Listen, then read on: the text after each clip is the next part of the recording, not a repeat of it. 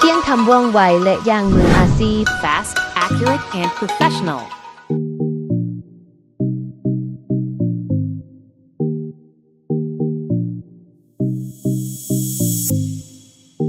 สบายดีข้าพเจ้าหุ่มพันธ์สัญราชมื้อนี้ข้าพเจ้ามาในนามนักประเมินอสังหาเนาะสิมาขอแนะนำ2อย่างเนาะสมรมประเมินมูลค่าทรัพย์สินนี้ประกอบด้วย9บริษัทประเมินมูลค่าทรัพย์สินซึ่งขึ้นกับสคกสก็คือคณะกรรมการคุ้มครองตลาดหลักทรัพย์นั้นก็อยู่ภายใต้การชี้นำของธนาคารกลางเนาะ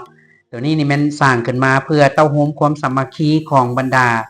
นักประเมินบรรดาบริษัทประเมินในสปป.ลาวเฮานี้เนาะก็ขอบใจทางการนำเนาะที่ได้ให้โอกาสทางพวกข้าพเจ้าที่เข้ามามีส่วนร่วมในการแก้ไขปัญหาเรื่องการประเมินราคาให้กับบรรดาคะแนนการสถาบันการเงินต่างๆโดยเฉพาะแม่นธนาคารธุรกิจภาระบทบาทของพวกเขาก็แม่นว่าไปประเมินราคาให้มันสะท้อนถึงสภาพความเป็นจริงที่สุด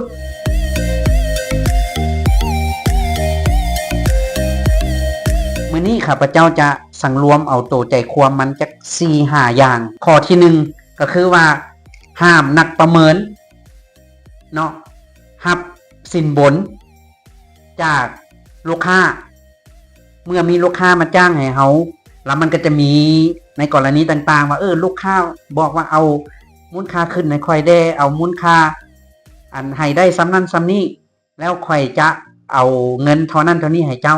อันนี้ถือว่าผิดระเบียบผิดจรรยาบรรณเนาะพวกเขานักประเมินนี่แม่นเข้มงวดและก็เคร่งครัดที่สุดข้อที่2มันรับค่าจ้างที่ขึ้นกับ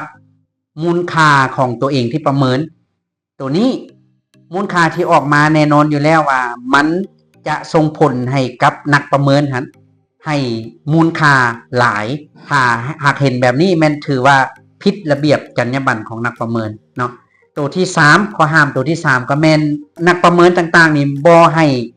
มีการโฆษณาว่าวิชาชีพของตัวเองว่าตัวเองเก่งกว่าหมู่ตัวเองดีกว่าหมู่ตัวเองมืออาชีพกว่าหมู่อันนี้ก็แม่นบ่ให้มีการโฆษณาส่วนเสื่อว่ามาตรฐานของตัวเองเหนือกว่าของบริษัทอื่นตัวที่4นี่แม่นว่าห้ามเผยแพร่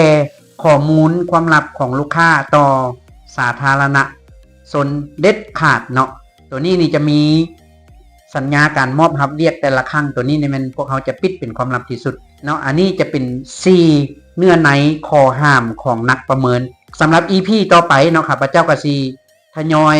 คอยมาแลกเปลี่ยนให้ความรู้กับ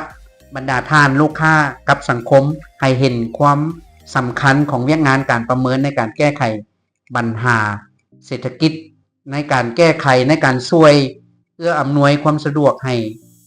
บรรดาลูกค้าที่ต้องการมูลค่าของทรัพย์สินนี้บัดสุดท้ายนี้ข้าพเจ้าขอฝากไว้เนาะว่าบริษัทลาวาลูของข้าพเจ้านี้ก็ต้องการผู้ช่วยการตลาดหรือว่าการตลาดเนาะสำหรับน้องๆที่กำลังซ่อมเวียกงานทำที่มักในเวียกงานอสังหาอันนี้ก็เป็นหนึ่งในแขนงการอสังหาริมทรัพย์เช่นกันคือเวียกงานการประเมินมูลค่าทรัพย์สินเนาะขอให้ติดต่อมาหาพวกข้าพเจ้าตามเบอร์โทรขึ้นไว้ตามกล้องนี้เดี๋ยวพบกันในคลิปต่อไปสบายดี